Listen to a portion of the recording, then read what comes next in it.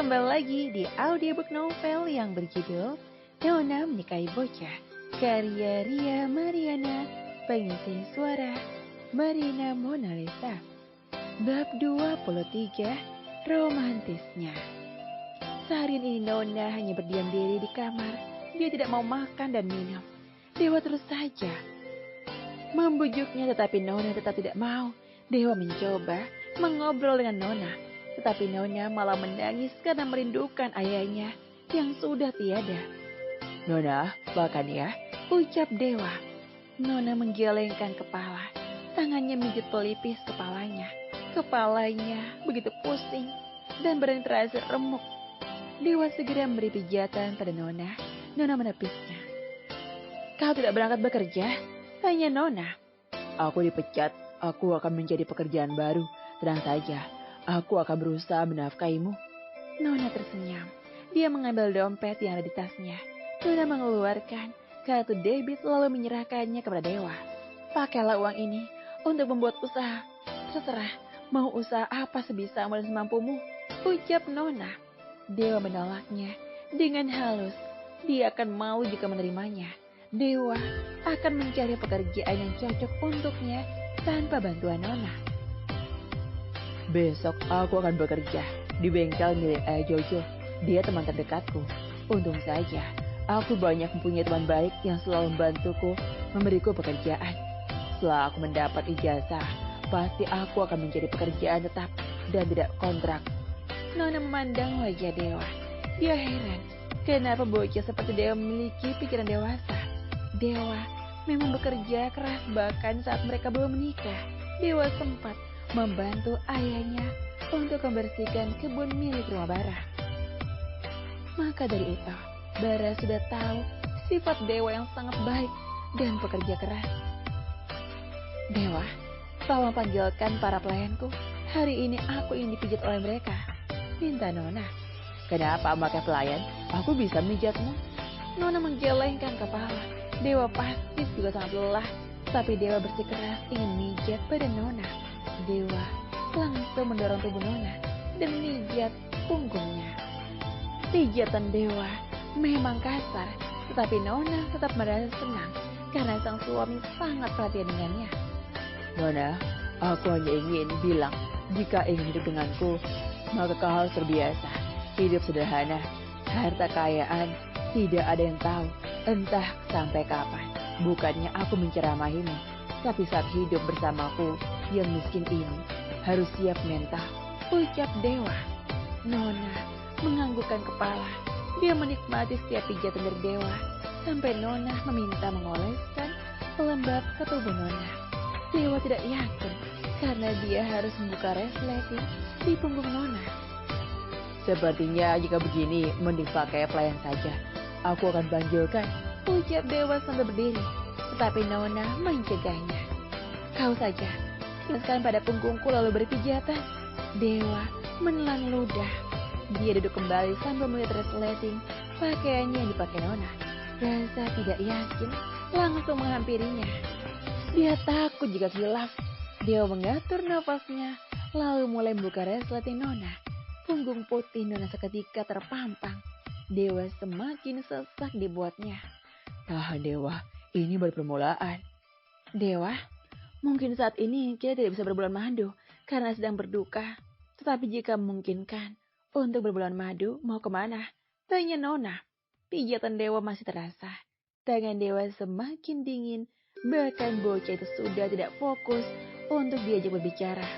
Nona meliriknya, lalu tersenyum tipis. Dewa berkeringat, padahal suhu di kamar Nona sangat dingin. "Dewa," ucap Nona sedikit berteriak. Dewa langsung tersadar. Dari lamunannya, dia menatap Nona yang senyum ke arahnya. Nona lalu terduduk membuat dadanya hampir terbuka dengan sigap. Dewa menutupnya dengan bantal. "Kita sedang berduka. Jangan membuatku melakukan itu padamu. Tidak baik kan? Saat beberapa jam lalu pemakaman ayahmu, tetapi kini kita hendak melakukannya," ucap Dewa. Nona mengelus kepala Dewa. Dia senang memiliki suami yang begitu menggemaskan. "Ya sudah, cepat tutup resletingku," pinta Nona. Dia menganggukkan kepala lalu segera melakukan yang diperintah Nona.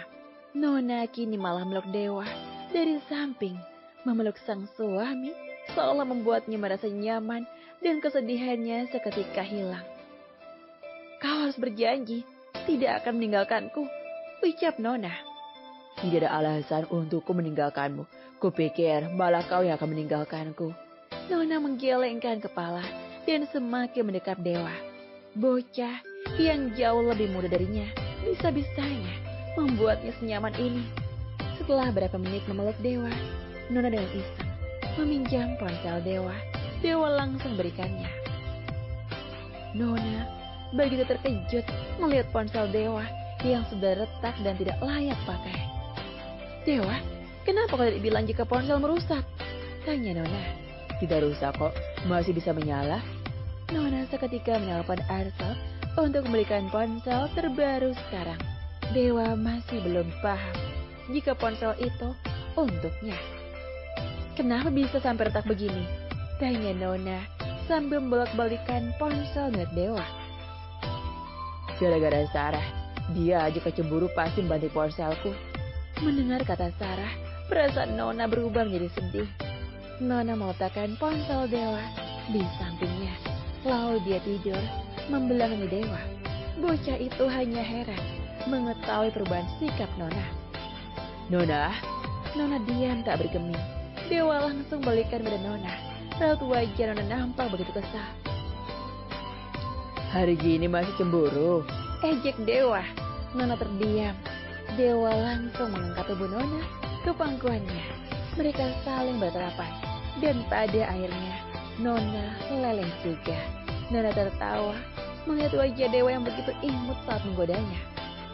Oh iya, enaknya aku panggil apa ya? Kak Nona terlihat aneh. Sayang, panggil aku sayang, ucap Nona sambil mencubit hidung Dewa. Dewa bergantian mencubit hidung Nona. Sayang, aku cinta kamu. Nona tertawa. Dia malah mencubit bibir Dewa. Dewa merasa senang jika perasaan Nona lebih baik. Walau sementara, hanya Dewa lah yang saat ini bisa menghibur Nona dari rasa sedih dan kesepiannya. Hanya ini yang bisa aku berikan. Aku belum bisa memberikan secara materi yang begitu banyak bakat emas kawin pun. Hanya cincin 2 gram. Aku janji akan belikanmu lebih dari itu saat aku sudah punya pekerjaan tetap. Sayang, aku lapar, ucap Nona. Dewa tersenyum lalu menggadang tubuh Nona. Nona terkejut dan minta turun. Turunkan aku, malu juga lihat orang. Aku akan menurunkanmu saat sudah sampai dapur.